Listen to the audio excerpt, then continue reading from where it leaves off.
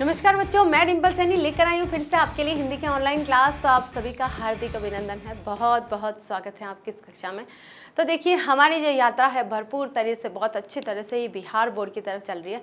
Bihar board में हम काफ़ी कुछ कर चुके हैं, यानी कि देखा जाए तो 50% कोर्स हमारा कंप्लीट हो चुका है।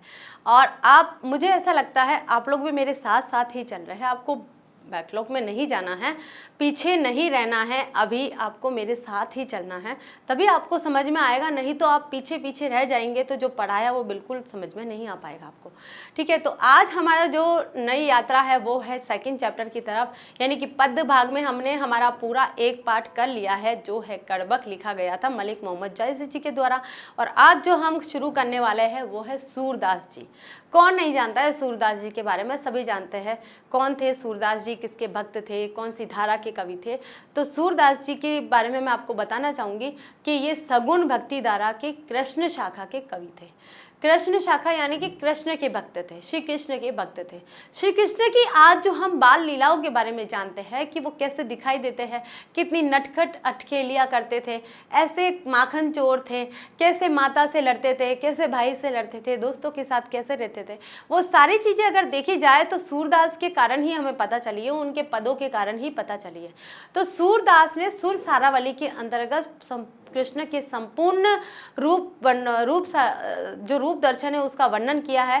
कृष्ण को लेकर उन्होंने कई प्रकार की रचना करी है। उनके सुर सागर, सुर सारावली और कई ग्रंथ मिले हैं, लेकिन उसमें से जो सुर सागर है वो सबसे ज़्यादा प्रतिष्ठित है। और वही उसी में से हमने जितने भी पद पढ़े हैं वो सुर सागर के अंतर्गत से ही पढ़े हैं। ठीक है, तो आज मैं आपको बताना चाहूँगी कि सूरदास जी थे वो कृष्ण के सखा थे, यानी कि सूरदास जी ने जो कृष्ण के साथ भक्ति की है वो सखा भाव से करी है, यानी कि एक दोस्त बनकर कही है, न कि सेवक बनकर, न प्रेमी बनकर, किसी तरह से नहीं। उन्होंने अपने कृष्ण को, आराध्य कृष्ण को दोस्त के रूप में देखा है और उसी के अनुसार उन्होंने उनकी व्याख्या करी है।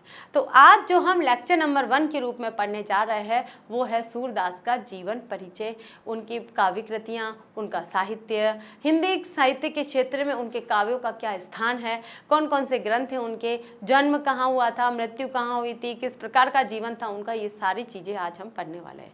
आप सभी को पता है कि सूरदास जन्म से अंधे थे, सभी को पता है। तो उन्होंने लिखा तो नहीं है, देखा जाए तो उनके द्वारा नहीं लिखा गया है, उनके द्वारा तो कृष्ण की जो रूप लीलाएं हैं उनको बोला गया था, गाया गया था। ठीक है, लेकिन जो इनके अनुयायी थे उन अनुयायियों ने उन्हें लिपिबद्ध किया और हम तक पहुंचाने का प्रयत्न किया। तो उसके लिए हमें उन लोगों का आभार व्यक्त करना चाहिए, धन्यवाद करना चाहिए, क्योंकि उनकी वजह से आज हम उनके इतने अच्छे अच्छे पदों को पढ़कर और अपने मन को प्रसन्न कर सकते हैं, मन को भक्ति की तरफ ले जाने का प्रयत्न कर सकते हैं। तो शुरू करते हैं हम लेक्चर नंबर 1 हमारा, जो सूरदास जी का जीवन परिचय है। चलिए, ये है हमारे सूरदास जी। देखिए, ये जो तस्वीर है आचार्य रामचंद्र शुक्ल जी के द्वारा प्रस्तुत की गई है। तो इस प्रकार के सूरदास जी, तानपुरा हाथ में उनके खंजर और बजा रहे हैं, यानी कि उनका जो जीवन है पूरा का पूरा भक्ति की तरफ गया है। कृष्ण उनके आराध्य थे। ठीक है, तो शुरू करते हैं। सबसे पहले जन्म की बात करें तो जन्म हुआ था उनका 1478। अब अनुमानित क्यों बताया गया है, क्योंकि कुछ पता नहीं है कि सूरदास जी का वास्तविक जन्म कब हुआ था, लेकिन उनकी कृतियों और उनके द्वारा गाए गए पदों के आधार पर थोड़ा थोड़ा अनुमान लगाया गया है कि 1478 के आसपास उनका जन्म हुआ होगा, आसपास। ठीक है, लगभग बताया गया है। और ऐसे ही जब मृत्यु की बात करें तो 1583, ये भी अनुमानित है, 1583 ईस्वी इनकी मृत्यु बताई गई है। जन्म स्थान की बात करें तो दिल्ली के सीही, 2 जन्म स्थानों का कंफ्यूजन होता है हमेशा, लेकिन जो ऑथेंटिक माना गया है वो माना गया है सीही नामक गांव में इनका जन्म बताया गया है कि दिल्ली के आसपास एक सीही नामक गांव है, वहां उनका जन्म हुआ था। किनका? सूरदास जी का। आगे चलते हैं। निवास स्थान की बात करें तो ब्रज क्षेत्र में क्रमशः गौ घाट, वृंदावन एवं पारसोली ग्राम, क्योंकि इनका जो विचरण है वो यहीं पर हुआ था, तो लोगों ने एक किंवदंतियों के आधार पर यह अनुमान लगाया गया। ये पूरा जीवन परिचय जो आप देख रहे हैं ये अनुमानित है, ये अनुमान के आधार पर बताया है कि वृंदावन ब्रज क्षेत्र में क्रमशः, ब्रज क्षेत्र बहुत बड़ा है, उसमें से गौ घाट, वृंदावन एवं पारसोली ग्राम में यहाँ इनका निवास स्थान था। ये अलग अलग जगह पर रहते थे अपने आराध्य, क्योंकि वृंदावन और ब्रज क्षेत्र, ये सारे के सारे आप देखो तो कृष्ण भक्ति के, कृष्ण भक्तों के लिए है, तो वहीं उनका इस निवास स्थान था। आगे देखिए, शिक्षा की बात करें तो स्वाध्याय द्वारा, स्वाध्याय का मतलब होता है स्वयं द्वारा अध्ययन, स्वयं द्वारा अध्ययन, स्वाध्याय द्वारा ज्ञान अर्जन, काव्य रचना एवं संगीत का विशद ज्ञान था उन्हें, और अभ्यास भी किया, विशाल लोक ज्ञान भी था, लोगों के बारे में ज्ञान था। उन्होंने कृष्ण के पदों के माध्यम से लोगों को नैतिक जीवन जीने की शिक्षा दी थी। सूरदास जी कहते थे कि ये संसार क्या है, भक्ति है, इसमें सद्गुण करिए, आप अच्छे कार्य करिए, जिस प्रकार से कृष्ण लोगों के लिए जीते थे वैसे आप जिए, है ना। तो इस प्रकार से उन्होंने नीति परक उपदेश भी दिए हैं अपने काव्य के माध्यम से। अभिरुचि की बात करें तो घूमने का उन्हें बहुत शौक था, सत्संग करने का शौक था, कृष्ण भक्ति और वैराग्य ये इनके जीवन के लक्ष्य थे, जीवन के उपदेश थे। दीक्षा गुरु, यानी कि कहाँ से उन्होंने दीक्षा ली, यानी कि उनके गुरु कौन थे। अब देखिए, जब सूरदास जी ऐसे व्यक्तित्व के धनी थे, तो अब सोचिए कि उनके जो गुरु थे वो कितने महान व्यक्तित्व के धनी होंगे। तो उन्हीं गुरु की यहाँ बात की जा रही है कि महाप्रभु वल्लभाचार्य, जो शुद्ध अद्वैतवाद एवं पुष्टि मार्ग की भक्ति साधना के प्रवर्तक थे, प्रसिद्ध दार्शनिक थे, आचार्य एवं संत थे। कौन थे इनके? महाप्रभु वल्लभाचार्य। और वल्लभाचार्य जी का परिचय दिया यहाँ शुद्ध अद्वैतवाद, अद्वैतवाद क्या है उसको उन्होंने यहाँ पर प्रस्तुत किया था, और पुष्टि मार्ग की उन्होंने साधना की थी। पुष्टि मार्ग, जो भक्ति है वो पुष्टि मार्ग के कारण होती है, वो उन्होंने कहा था। प्रसिद्ध दार्शनिक थे और आचार्य एवं संत थे उनके वल्लभाचार्य जी। तो वल्लभाचार्य से उन्होंने दीक्षा ली थी और अष्टछाप के कवियों में से एक थे सूरदास जी।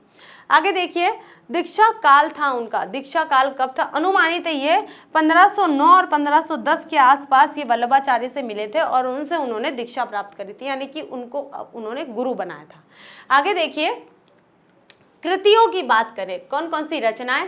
प्रमुख रूप से सूरसागर, साहित्य लहरी, राधा रस केली, सुर सारावली आदि इनकी प्रमुख रचनाएं। कौन कौन सी? सूरसागर, साहित्य लहरी, राधा रस केली और सुर सारावली।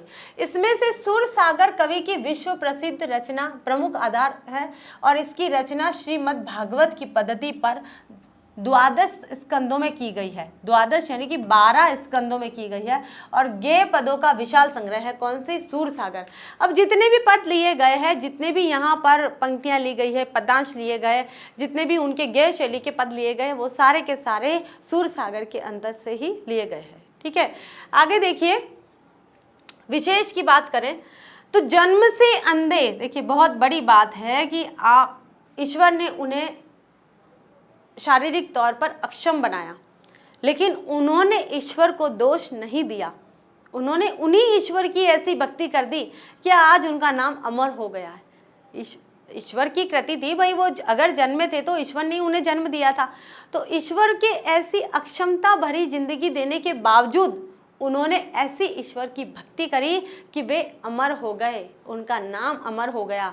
आज सूरदास के बारे में कौन नहीं जानता, सब जानते हैं। तो एक आंख से अंधे थे, उसके बावजूद बड़े होने पर दोनों आंखें भी चली गई। एक आंख से अंधे थे पहले तो, फिर थोड़े बड़े हो गए तो दोनों आंखें चली गई। तो अब तो दुनिया की जो खूबसूरती है वो उन्हें पता ही नहीं था। मृदुल यानी कि मीठा स्वभाव था, विनम्र थे, निरअभिमानी, अभिमान तो उनके अंदर था ही नहीं, भावुक व्यक्ति थे, और अंतर्मुखी स्वभाव के विरक्त महात्मा थे। अंतर्मुखी, उनका स्वभाव कैसा था? अंतर्मुखी।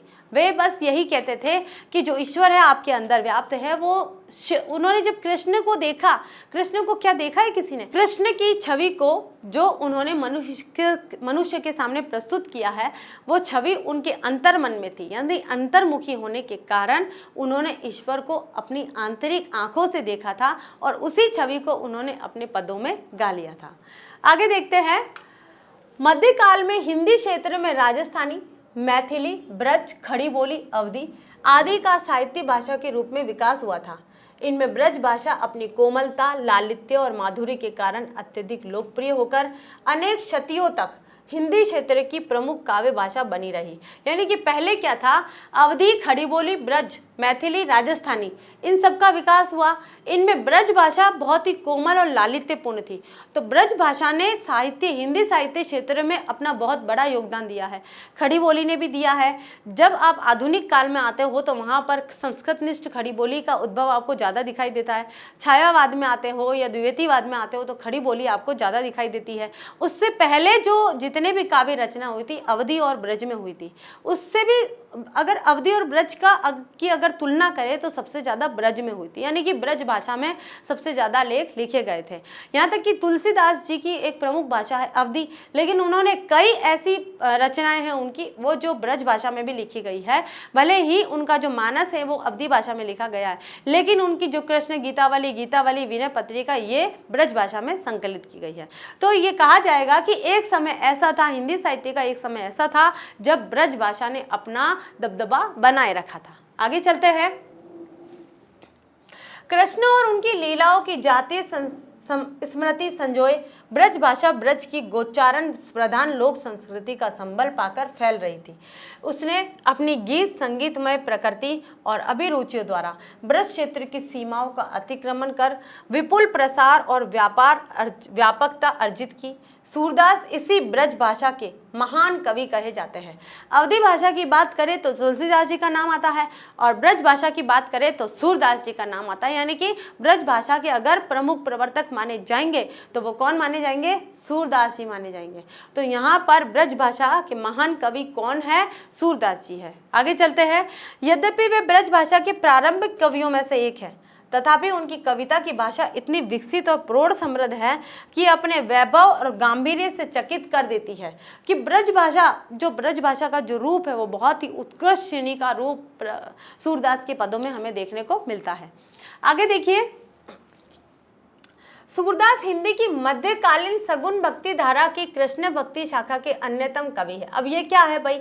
ये जो पंक्ति बताई है मध्यकालीन सगुन भक्ति धारा की कृष्ण भक्ति शाखा के कवि है, इसको हम यहाँ पर देख सकते हैं कि ये था हमारा आदिकाल। मैंने आप सबको जब काल बताया था तो क्या कहा था कि आदिकाल के बाद क्या आया भाई? आदिकाल के बाद में जब रीतिकाल आया तो रीतिकाल को दो भागों में, मध्यकाल आया तो मध्यकाल को दो भागों में बांटा गया, पूर्व मध्यकाल और उत्तर मध्यकाल। अब पूर्व मध्यकाल के अंतर्गत आता है हमारा भक्ति काल और उत्तर मध्यकाल के अंतर्गत आता है हमारा रीतिकाल। अब भक्ति काल के अंतर्गत जब मैंने आपको बताया था तो भक्ति काल के अंतर्गत दो शाखाएं व्याप्त हो गई थी। कौन कौन सी? सगुण और निर्गुण।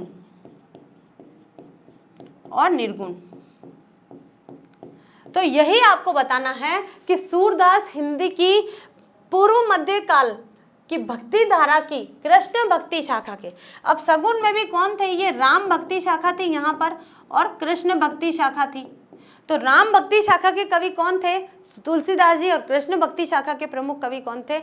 सूरदास जी। तो यहाँ आपको बताना है कि सूरदास जी हिंदी साहित्य के पूर्व मध्यकाल की भक्ति काल की शाखा में सगुण भक्ति धारा के कृष्ण भक्ति शाखा के प्रमुख कवि माने जाएंगे। तो ये टेबल के अनुसार आपके यहाँ कृष्ण भक्ति धारा के शाखा के कवि आ जाएंगे।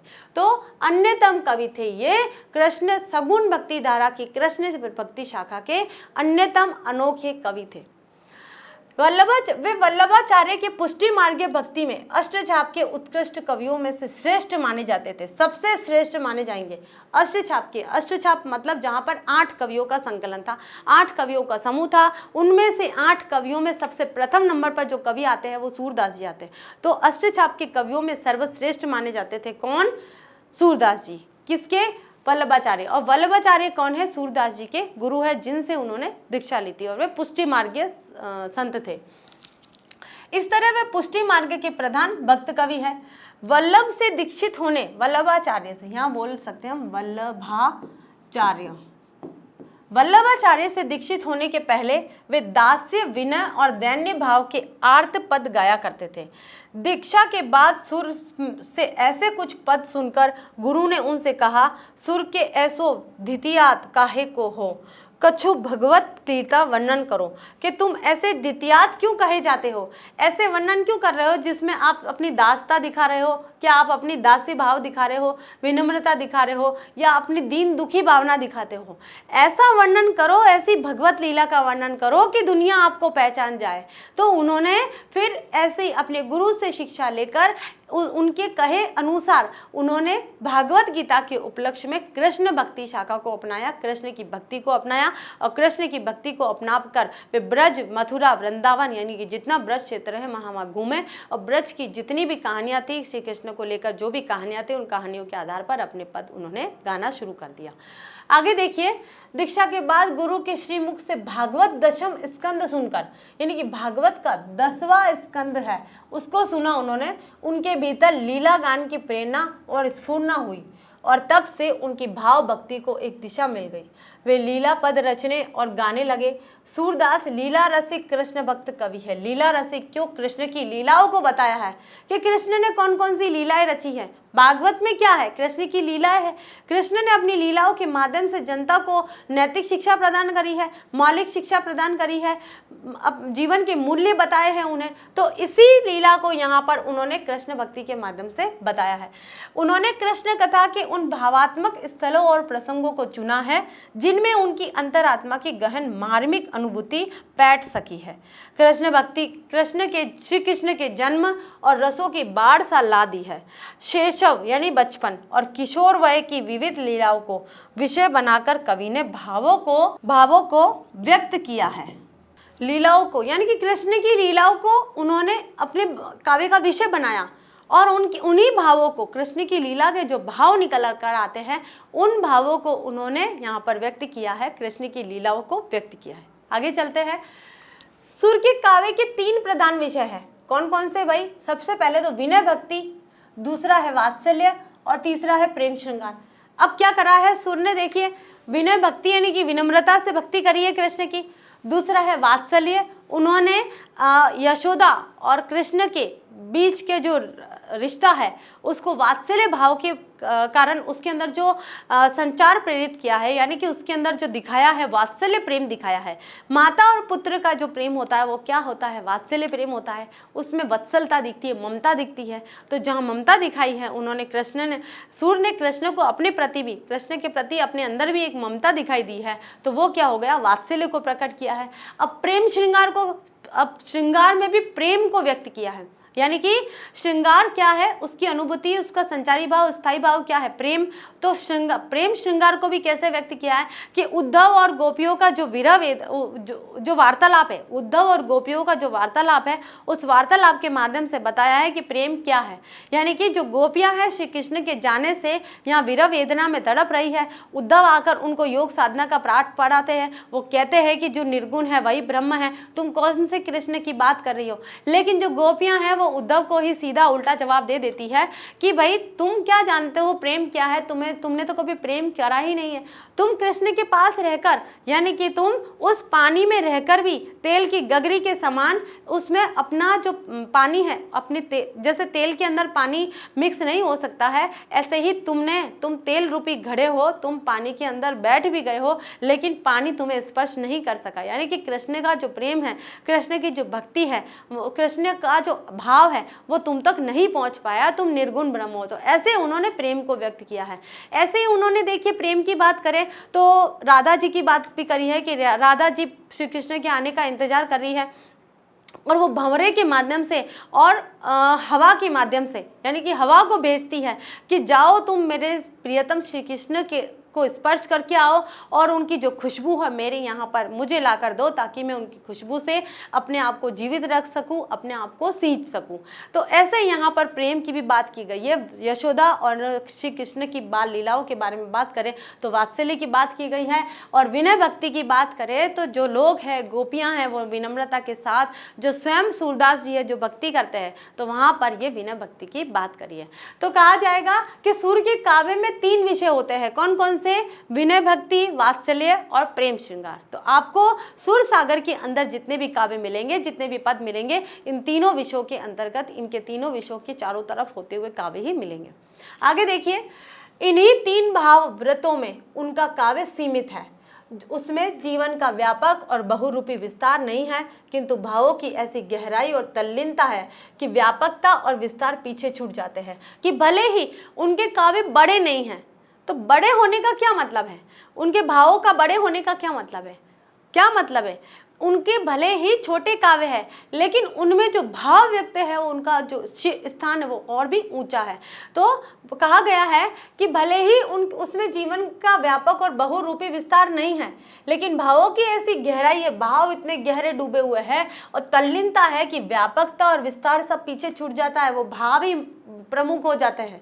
यानी कि बड़ा भया तो क्या पया जैसे पेड़ खजूर, यानी कि अगर बड़ा है तो क्या हुआ, जैसे कि पेड़ का खजूर का पेड़, ठीक है, जिसमें ना तो अगर फल भी लगते हैं तो बहुत दूर लगते हैं, और फल और पंथी अगर कोई राहगीर अगर उसके नीचे खड़ा है तो वो छाया भी उसको नहीं मिलती है। तो इस प्रकार से अगर कोई काव्य बड़ा और व्यापक है लेकिन उसमें भावों की अभिव्यक्ति नहीं हुई है तो उसके बड़े और व्यापक होने का कोई सार नजर नहीं आता है। लेकिन सूरदास के काव्य न बड़े थे न व्यापक थे, लेकिन भावों की गहराई थी और उसमें तल्लीनता थी कि व्यापकता पीछे छूट जाती है। वात्सल्य के तो वे विश्व में अद्वितीय कवि है। वात्सल्य प्रेमी की बात करें, वात्सल्य कवि की बात करें तो एक ही अनोखे कवि है सूरदास जी, जिन्होंने वात्सल्य प्रेम को प्रकट किया है। अगर रस की बात करें तो वात्सल्य रस कहाँ से आया, वत्सलता से आया। तो वात्सल्य रस का जो संचार किया है वो केवल सूरदास जी ने ही किया है इस संसार में। इस धरातल पर उनसे तुलना के लिए संसार में कोई कवि नहीं दिखाई पड़ता। वात्सल्य भाव के पदों की विशेषता यह है कि पाठक जीवन की नीरस, जटिल और समस्याओं को भूलकर उनमें तन्मय और विभोर हो उठता है। भक्ति और श्रृंगार को एक कर देने वाले उनके प्रेम के संयोग और वियोग दशाओं से संबंधित हजारों पद उन्हें सार्वभौम मानव हृदय का मर्मी, ज्ञाता, गायक और चितेरा साबित करते हैं। अब देखिए, दो शब्द आए हैं, संयोग और वियोग। जब हम श्रृंगार की बात करते हैं तो श्रृंगार रस के अंदर रस का राज कहा गया है कि रस राज कौन है, रसों का राजा कौन है, श्रृंगार। ठीक है, अब श्रृंगार को यहाँ पर दो भागों में बांटा गया है। पहला है संयोग श्रृंगार, ठीक है, क्या है, संयोग श्रृंगार, और दूसरा है यहाँ वियोग श्रृंगार। संयोग श्रृंगार में देखिए, मैं आपको बताती हूँ कि संयोग श्रृंगार क्या होता है कि जब प्रेमी और प्रेमिका आपस में मिलते हैं, यानी कि उन दोनों की उपस्थिति होती है, तो वहाँ संयोग श्रृंगार होता है। और जहाँ प्रेमी अपनी प्रेमिका से दूर है या प्रेमिका अपनी प्रेमी से दूर है, उन दोनों में से एक की अनुपस्थिति वियोग श्रृंगार होता है। जब भी राधा की बात की जाती है, जिसमें विप्रलम, जिस वियोग को विप्रलम श्रृंगार भी बोलते हैं, कि राधा जब मथुरा से श्री कृष्ण के आने का इंतजार करती है तो वो वियोग श्रृंगार है। गोपियों और उद्धव का जो काव्य है, उनका जो संवाद है, वो वियोग श्रृंगार को प्रकट करता है। क्यों? क्योंकि गोपियां श्री कृष्ण का इंतजार कर रही है, अपने प्रेमी का इंतजार कर रही है, अपने प्रियतम का इंतजार कर रही है, क्योंकि दोनों में से एक की अनुपस्थिति है, इसलिए वियोग श्रृंगार आएगा। तो अब यहाँ प्रेम श्रृंगार के स्थायी भाव की बात करें तो प्रेम होता है। प्रेम वियोग में भी होता है। अगर आप प्रेम के लिए तड़प रहे हो तो वियोग श्रृंगार में है, और अगर आप प्रेम पाकर खुश हो तो वो संयोग श्रृंगार में आ जाता है। ठीक है, तो ये है संयोग और वियोग की बात है। उनमें वंदना मिश्रित आनंद और लालित्य का पारावार उमड़ता है, यानी कि वंदना के लिए भी देखिए तो सूरदास का नाम अग्रणी लिखा जाता है। आगे चलते हैं। सूरदास के पदों में मध्यकालीन गीति कला अपने शिखर पर पहुंच जाती है। कविता, संगीत, चित्रकला, मूर्तिकला, नाट्य कला आदि का ऐसा एकत्र समागम अन्यत्र दुर्लभ है। यानी कि उनके काव्य के अंतर्गत देखिए तो कविता भी है, संगीत भी है, चित्रकला, यानी कि उनकी कविताओं को पढ़कर ऐसा लगता है कि कृष्ण की जो अटखेलिया है, कृष्ण का जो बाल रूप है, हमारे सामने साक्षात आ गया है, तो वो कहलाएगी चित्रकला। उसके बाद में मूर्तिकला, नाटक, यानी नाटक का भी उन्होंने संवाद, यहाँ पर एक बार मैया यशोदा कह रही है, एक बार श्री कृष्ण कह रहे हैं, तो संवाद का भी यहाँ संवाद को भी प्रस्तुत किया है, और वो भी पद्य के आधार पर किया है, पद्य के माध्यम से। गोपियाँ और उद्धव की जो बातें होती है वो भी संवाद के तौर पर है, तो वो भी एक नाटक है। राधा और पवन की जब बात होती है या राधा और भंवरे की बात होती है तो वो भी एक नाटक के तौर पर, या तो संवाद भी प्रस्तुत किया गया है। सूरदास ने अपने काव्य में संवाद यानी कि नाट्य कला को भी बहुत अच्छे से प्रस्तुत किया गया है। एकत्र समागम कहीं और नहीं मिलता है। संगीत के संसर्ग में उनके पदों में जैसे पंख लग जाते हैं, किसी सुकंठ, मर्मी गायक के स्वरों में उनके पद पुष्प की तरह अपनी पंखुड़ियां खोल देते हैं। यानी कि जो मर्म को स्पष्ट करता है, जो दर्द भरे गीत गाता है, अगर सूरदास के पदों को वो गाता है तो ऐसा लगता है जैसे पंखुड़ियों से पंख निकलकर बाहर निकल गए हैं। अपनी चित्रात्मकता, बिंबात्मकता, कोमलता, सजीव बंधकता, संक्षिप्ति, भावगर्भिता आदि गुणों के कारण गीति काव्य और गीति कला के सार्वकालिक आदर्श बन जाते हैं सूरदास। यानी कि सूरदास एक बहुत ही उत्कृष्ट श्रेणी के कवि साबित हुए हैं, ब्रज भाषा के बहुत ही प्रसिद्ध कवि साबित हुए हैं, अष्टछाप के सर्वश्रेष्ठ कवि साबित हुए हैं, कृष्ण की लीलाओं को बताने वाले श्रेष्ठ कवि साबित हुए हैं। आगे देखिए, अपने काव्य और कला से सूरदास ने अपने समय और समाज में सामंती उत्पीड़न, सामाजिक विभेद, विदेशी आक्रमण, सांस्कृतिक पराभव और मान मर्दन, निर्धनता, अशिक्षा, रोग शोक आदि के कारण आई मानसिक कटुता, उदासी, विद्वेष और निराशा को धोकर बहा दिया तथा लोकमानस में नई जीवन स्फूर्ति और उत्साह का संचार किया।